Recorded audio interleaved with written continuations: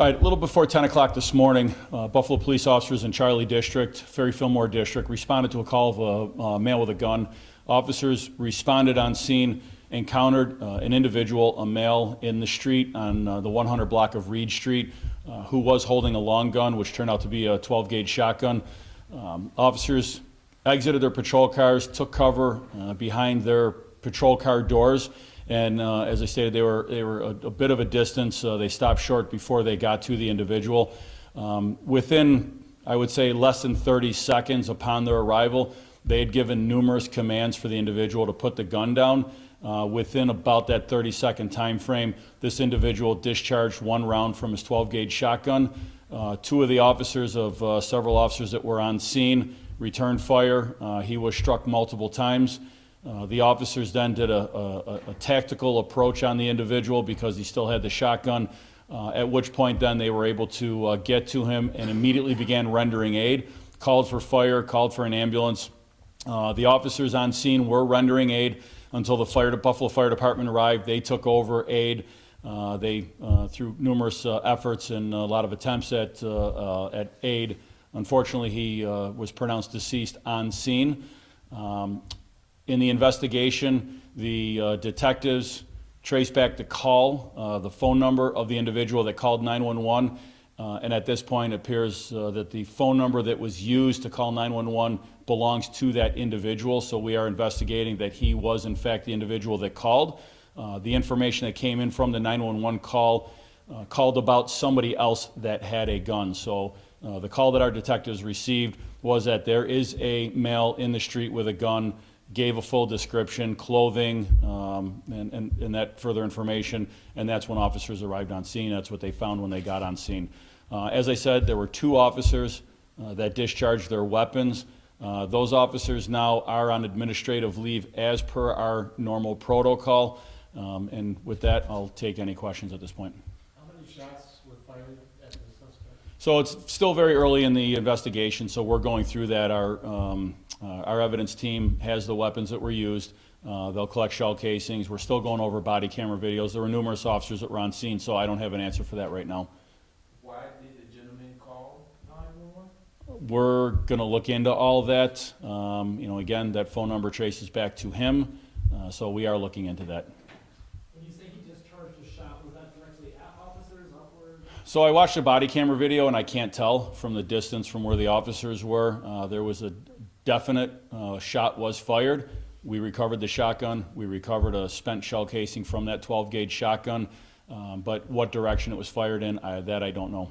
Was there any other shells in the shotgun or just the one? At this point, I don't know. I just know that there was the one shot that was fired. We can hear that very clearly. We can see that on the body camera video.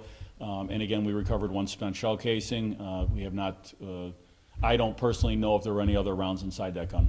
We heard from people that he might have been defending himself against someone not police related, another party. Is there any clarification as to whether there was another party there? There was nobody else on scene. We're still very early in this, so we're looking at all possibilities, but there was nobody else that we have located that was on scene, nobody that was outside. You can see on the body camera the street was clear. He was in the middle of the street. Have you had any other contact with this individual or at that house for other issues recently? Not going to get into that at this point. Again, in an effort to be as transparent as possible, I wanted to have this press conference very early, but it is very early, so we're not prepared to release the identity, any information at this time, so I don't want to get into that. It's part of the investigation. We will release more information in the days to come, both on the individual as well as the officers, and my condolences do go out to the family of this individual. This is a terrible situation. It's very unfortunate that it ended like this. It's terrible for the family, terrible for the officers that had to respond to that, and unfortunately we're put in that position where they had to discharge their weapons. That's something that they're going to live with, and it's going to be with them. Is the investigation just focused on the area outside where that individual was, or also that person's property, house?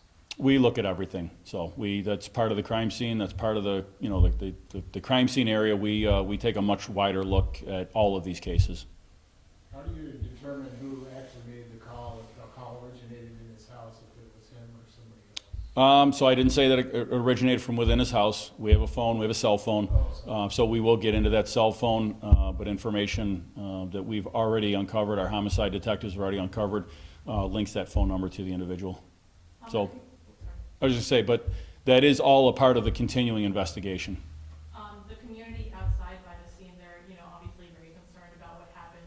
Do you have any reports to share for them at this point? What I want to share with them is, and that's why I'm doing this press conference so early in this investigation, is that I want them to know what we know at this point to the best that we can share, as much information as we can share.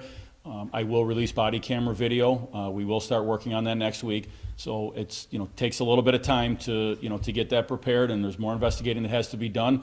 But it will not be too long before we get that camera out, body camera video out. I'm not going to give you a definitive time frame, but the goal is, typically within a week, I want to get that out.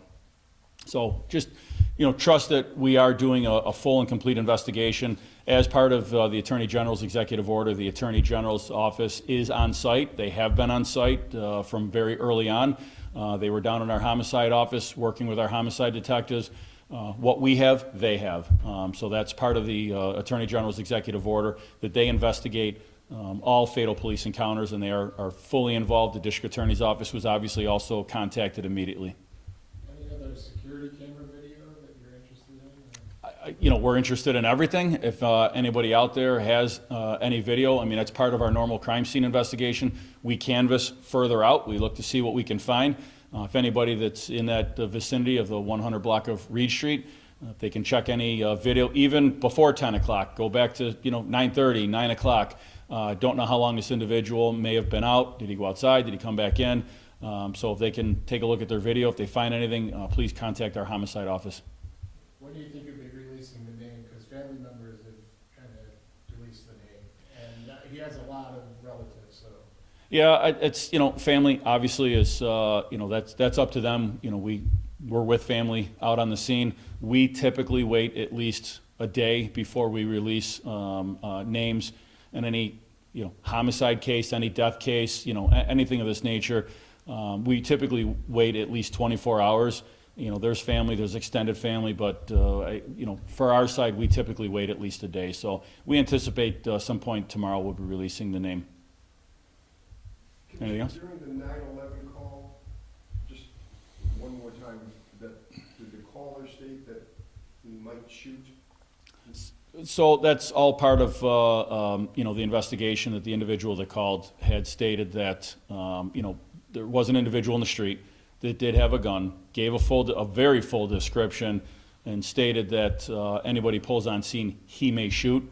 So again, that's part of the investigation of the phone call, the phone number, who it traced back to. We did recover a cell phone, so that's everything that we're looking into. So again, this is all very preliminary, but it's something that we wanted to get out as soon as possible, and we are continuing to work on this.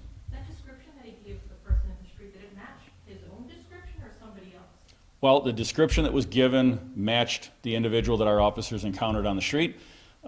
Again, we're still working to attach that number. We have the phone. We're going to look into the phone and verify that number, that we already have that number, and it matches records going back to that individual, but that's part of the investigation. We good? Anything else? Okay, thank you.